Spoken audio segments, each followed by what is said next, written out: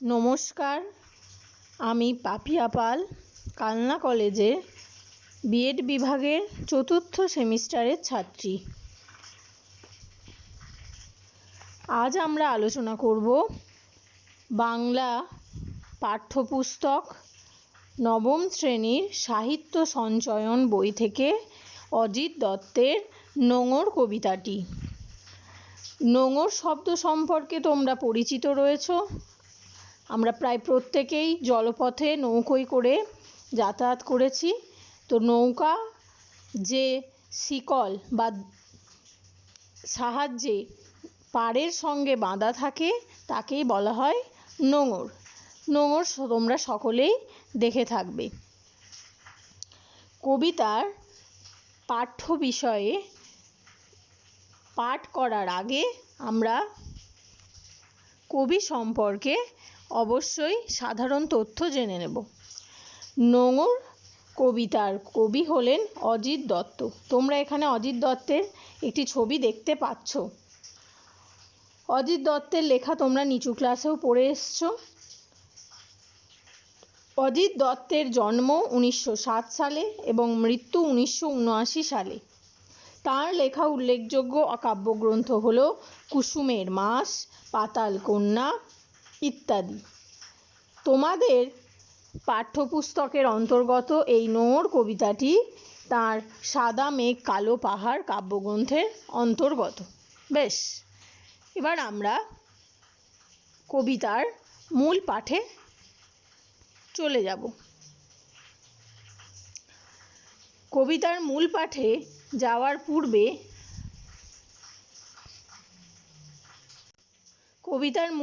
যাওয়ার পূর্বে তোমাদের জানতে হবে যে কবিতার ধরন সম্পর্কে।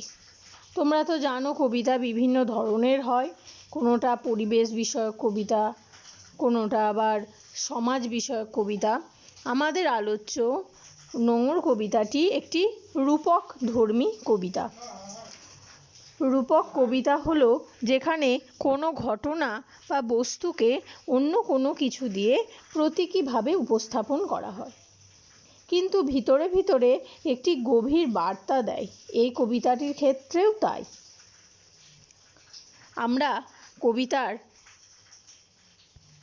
ভিতরে যখনই যাব তখনই দেখতে পাবো কিভাবে এই কবিতার ভিতরে একটি অন্তর্নিহিত অর্থ প্রকাশ পাচ্ছে। পাড়ি দিতে দূর সিন্ধু পাড়ে, নোঙর গিয়েছে পড়ে তটের কিনারে। কি হয়েছে না, কবি অজিত দত্ত, যার কিনা রোম্যান্টিক মন, পাড়ি দিতে চায় কোথায় না সাগর পাড়ে, কিন্তু কি বলছেন, নোঙর পড়ে গেছে। তাহলে আমি কি বলেছি, এটি রূপক ধর্মী কবিতা। আমরা একটা বিষয় জেনে নেব যে এখানে যে শব্দগুলো তোমরা পাচ্ছ, যে নৌকা, নোঙর। নোঙর মানে কি বললাম, শিকল বা কাছি। নৌকা মানে তো তোমরা জানো একটি জলযান, তরণী। তো এই নোঙরের রূপকধর্মী অর্থ হচ্ছে দায়বদ্ধতা, আর নোঙরের রূপকধর্মী অর্থ হচ্ছে সমগ্র জীবন। তাহলে কবি বলছেন যে আমি পাড়ি দিতে চাই দূর সিন্ধু পাড়ে, কিন্তু নোঙর পড়ে গেছে। অর্থাৎ কবির জীবন হচ্ছে একটি গতিশীল নৌকা, যেটা কিনা পাড়ের সঙ্গে অর্থাৎ সামাজিক দায়বদ্ধতায় নোঙর পড়ে গেছে। সামাজিক দায়বদ্ধতায় কবি বাঁধা পড়ে গেছে, বুঝলে? এছাড়াও দেখো, এরপরে আমরা যে যে শব্দগুলো পাবো সেগুলোর অর্থ আমি এখানে উল্লেখ করেছি, সাধারণ অর্থ এবং রূপক ধর্মী অর্থ। কেমন? এবার যে বিষয়টা আমরা যাব সেটা হচ্ছে পরের লাইনগুলো ব্যাখ্যা করব। কেমন? সারা রাত মিছে দাঁড় টানি, মিছে দাঁড় টানি। তো এই কবিতায় সারা রাত বলতে এখানে সমগ্র জীবন, মিছে দাঁড় টানি।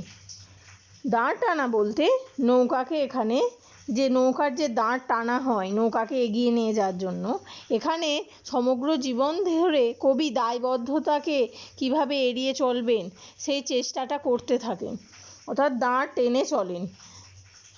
কিন্তু তিনি কোনোভাবেই সেই দায় যেন এড়িয়ে উঠতে পারেন না, সেই কথাই এই লাইন দুটির মাধ্যমে বলা হয়েছে।